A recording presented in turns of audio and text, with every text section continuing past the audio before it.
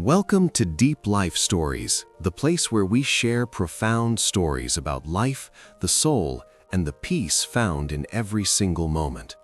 Today, I want to tell you a very special story, a story called The Power of an Empty Mind, or simply Stop Overthinking.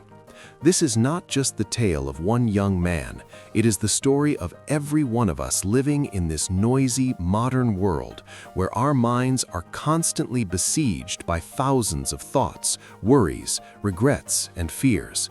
We race against time, trying to control everything, yet the more we think, the more we lose ourselves. This story will gently guide you through the inner journey of Michael, a 27-year-old man in New York, so that together we can discover a powerful truth. Real peace does not lie outside us, but in the ability to let our minds become empty, light, and fully present in the here and now. Listen with me, and perhaps through these words, you will feel a quiet transformation beginning in your own heart. This is the story of Michael. Michael was a 27-year-old man living in the heart of New York City, the city that never sleeps, where the blaring horns of taxis, the endless crowds on sidewalks, and the neon lights blazing all night long create a current that never stops. From the outside, his life looked perfect, the kind of life many people dream about. He had a stable, well-paying job at a large advertising agency, a beautiful modern studio apartment overlooking the Hudson River, and a close group of friends who always invited him for coffee or movies on weekends. He even had Sarah, a kind, beautiful girlfriend who tried so hard to understand him. But behind that polished surface, Michael was slowly dying inside because of his own mind. Every morning when he opened his eyes, he didn't feel the soft sunlight slipping through the curtains. Instead, he heard only the endless buzzing in his head. What did I say to my boss yesterday that made him so quiet in the meeting? Will the new project fail? What if I get fired? Sarah seemed upset last night. Did I do something wrong? And if she leaves me one day, what will my life become? These thoughts were not just fleeting ideas, they were a never-ending storm that dragged him deeper and deeper into anxiety. Imagine a typical day in Michael's life. He woke up at 6:30 a.m., but instead of getting up to exercise as he had planned, he lay there staring at the ceiling while his mind spun wildly with images from the past. He replayed the job interview he had failed at age 23 when he stuttered from nervousness and was rejected. I was so stupid. If I had been calmer back then, everything would be different now. Then he worried about the future. Next month is performance review. If I don't hit the targets, what will my boss think? He scrolled through economic news on his phone and immediately imagined rising inflation and being unable to pay the rent. At the office, he sat in front of his computer, but instead of focusing on the advertising campaign, he analyzed every old email, wondering, are my colleagues talking behind my back? At lunch, he ate a sandwich in a hurry, tasting nothing because his mind was busy rehearsing an imaginary conversation with Sarah. What should I say so she won't be angry? In the evening, he tried to watch a movie to relax, but after only 10 minutes, he thought, this is good, but I'm wasting time. I should be learning new skills to get promoted. When Sarah called on video, he forced a smile, but inside he was terrified. Does she notice how exhausted I am?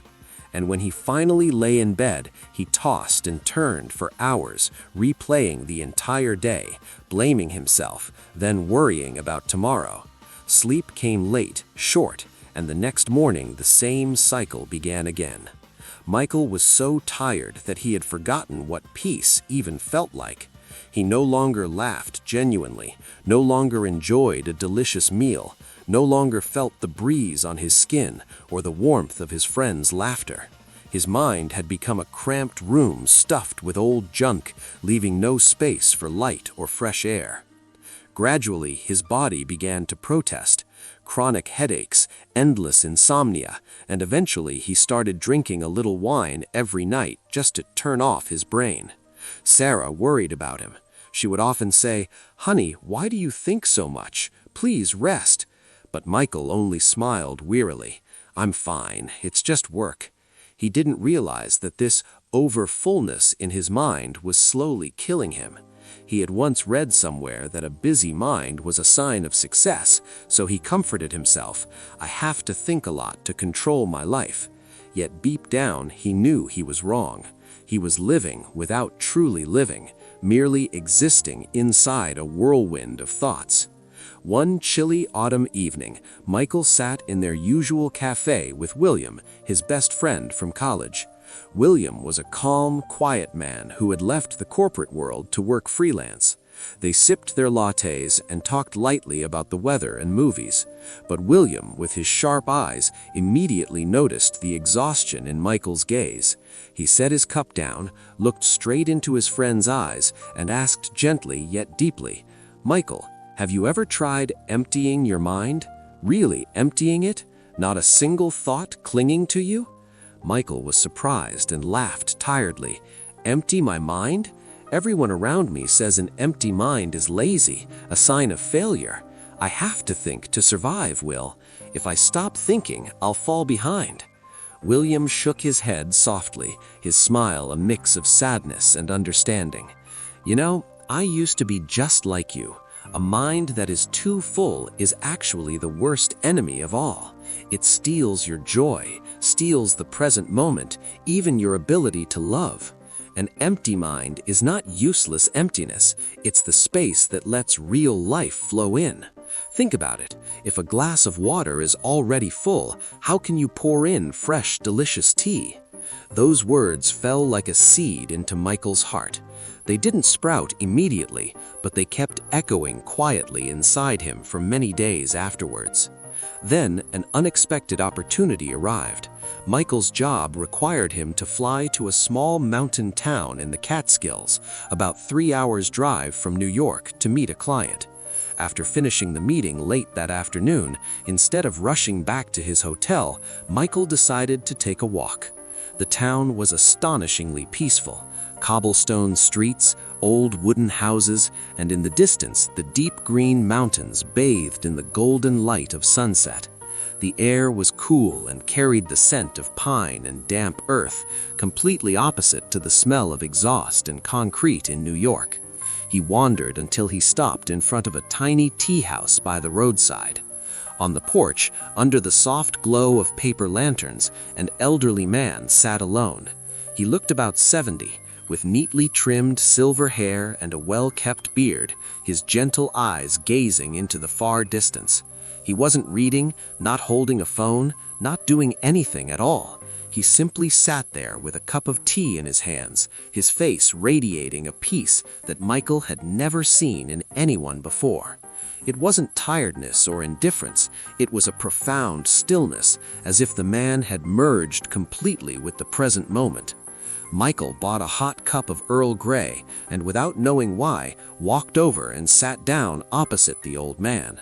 They remained silent for a few minutes. A gentle breeze stirred the falling yellow leaves. Distant birds sang softly. Finally, Michael spoke, his voice slightly trembling. "What are you thinking about, sir?" The old man turned, smiled kindly, his eyes sparkling in the lantern light. "Nothing at all, my boy." Michael was so surprised he nearly dropped his cup. "Nothing? How is that even possible? Doesn't the human mind always have thoughts swirling around?"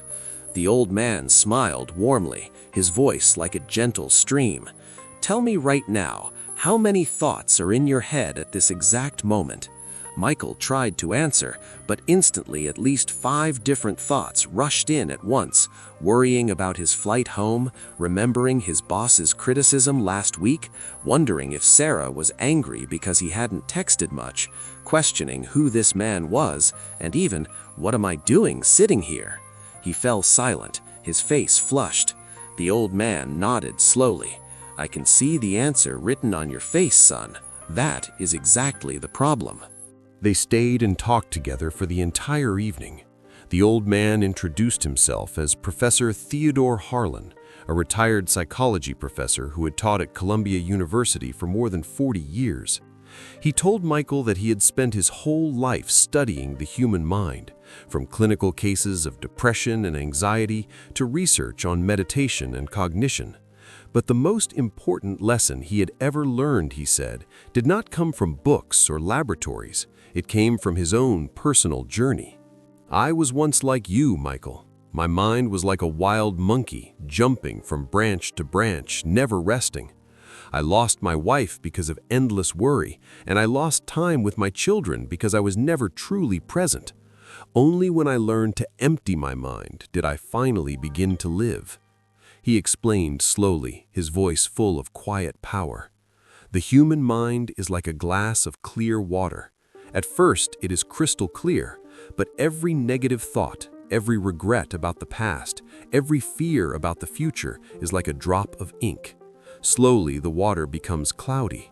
When the glass is full, there is no room left for light to shine through, no space for joy, creativity, love, or even for the simple breath of the present moment. The power of an empty mind is the ability to pour out all those drops of ink so the water becomes clear again. Only then does everything become crystal clear." Michael listened, his heart beating fast. He poured out his own story, the sleepless nights, the cracking relationships, the job that exhausted him. Professor Harlan nodded with understanding. "I know, my boy. Modern society teaches us that we must think constantly to succeed, but overthinking is actually the whip we crack against ourselves. It creates a vicious cycle. Thoughts create anxiety, anxiety creates stress, stress creates rushed actions, and failure feeds new thoughts. But there is a way. Not to stop thinking, because thinking is natural, but to learn to watch thoughts the way we watch clouds drifting across the sky. They come, they go, but we do not cling to them." He shared real stories from his patients: a successful CEO who almost took his own life because of overthinking, a single mother who rediscovered joy when she learned to let go of the past. Each story brought Michael closer to the truth. Peace is not found by thinking more. It is found by allowing the mind to become empty. Afterward, Professor Harlan led Michael to the small backyard of the tea house, a quiet patch of ground with wildflowers and stone benches. He picked up a heavy stone weighing about 2 kilograms and handed it to Michael. "Hold this, son." Michael took it. It felt cold and heavy in his hands. "Keep holding it," the professor said, and sat down. 1 minute passed. Michael was fine. 5 minutes, his hand began to tingle. 10 minutes, his shoulder ached. 15 minutes, his hand trembled, his muscles burned like fire. He gritted his teeth, sweat pouring down, his mind racing. "Why is he making me do this? Should I drop it? But what will he think?" The pain spread to his bones. At 20 minutes, he could barely stand it. Professor Harlan spoke softly. "Put it down now, Michael." He dropped the stone, breathing hard, rubbing his shaking hands. The old man smiled gently. "Your thoughts are exactly like this stone. Picking it up is not the problem. Everyone does that every day. But carrying it for hours, days, months, years without ever setting it down, that is what destroys a person. Every negative thought you cling to is another stone you pile onto your own shoulders. One day, you will collapse under the weight you created yourself." Michael sat in silence, tears rolling down his cheeks without him realizing. For the first time, he felt that truth sink deep into his heart. Professor Harlan continued, guiding him into a simple exercise. "Now close your eyes. Breathe in deeply. Feel the cool air filling your lungs. Breathe out and imagine every thought falling like yellow leaves to the ground. Don't chase them away, just watch. They come, they go. An empty mind is the space between thoughts. That is where peace lives." They practiced together for over half an hour. At first, Michael failed again and again. Waves of thoughts crashed in, but the professor patiently guided him. Think of your breath as an anchor. When waves come, the anchor holds the boat steady. Slowly, you will notice the gaps between thoughts. That is where peace hides. Michael began to feel it. For one brief moment, his mind was truly empty. No worry, no fear, only the sound of wind, leaves, and the calm rhythm of his heartbeat. It was a feeling he had never known before. They talked until late into the night. Professor Harlan shared his own journey, how he had almost lost everything after his wife died of cancer because of overthinking. I regretted all the years I wasn't truly present. Then I learned meditation and letting go, and I discovered that real power lies in stopping the need to control everything. The next morning, before Michael left, the professor took him for a slow walk on a forest trail. They walked without speaking much. Michael learned to feel each footstep touching the earth, each breath, each ray of sunlight filtering through the leaves. This is walking meditation, the professor explained. Every step is a moment. Don't think about the destination. Just be here, now. Michael felt the change. His mind grew lighter, as if someone had opened a window in that cramped room. On the drive back to New York, Michael didn't turn on music and didn't check his phone. He simply drove, watching the mountains change color in the morning light, feeling the cool breeze through the open window. Old thoughts still came, but now he practiced. He observed them, then let them drift away like clouds. I am not my thoughts, he reminded himself. When he reached his apartment, everything looked the same. The city noise, the waiting workload, Sarah's text asking how he was. But inside Michael, a silent yet powerful transformation had begun. He started applying the lesson every day. In the morning, instead of lying there thinking, he sat for 10 minutes of meditation, letting his mind become empty. At work, when anxiety about deadlines arose, he paused, breathed, and focused only on the task in front of him. The result? He became more creative, solved problems faster. Sarah noticed immediately. You're different now, calmer, more present. They spent real time together without phones, talking from the heart. The following weeks became his true journey. In the first week, he still stumbled. Old nights of overthinking returned, and he blamed himself. But he remembered Professor Harlan's words. Every stumble is another chance to let go. He kept a journal, listing thoughts, then setting them down like the stone. By the second week, a major project deadline arrived. In the past, he would have lost sleep imagining failure. Now he practiced emptiness. Just do the next step, only this moment. He delivered brilliantly and received praise from his boss. With friends, he truly listened instead of planning what to say next. And with himself, he learned self-love. Walking in the park, feeling every leaf, every bird song without judgment. Once, when Sarah almost broke up because of his past coldness, instead of overthinking, where did I go wrong, he let go, stayed present, and apologized from his heart. Their relationship grew deeper than ever. Gradually, Michael discovered the miraculous power of an empty mind. It brought clarity. He saw opportunities instead of dangers, love instead of fear, joy in the simplest things, a hot cup of tea, the sound of rain, Sarah's smile. He was no longer a slave to the past or the future. He lived in the present, and his life became richer than he had ever imagined. Michael often thought of Professor Harlan and felt deep gratitude for that lesson.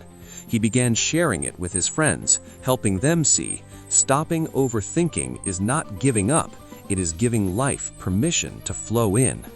Dear friends, Michael's story reminds us that true strength lies in letting go.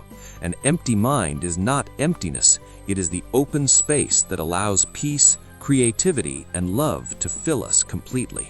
Try it today. Sit quietly for 1 minute, watch your thoughts, then release them. You will be amazed at what life brings you.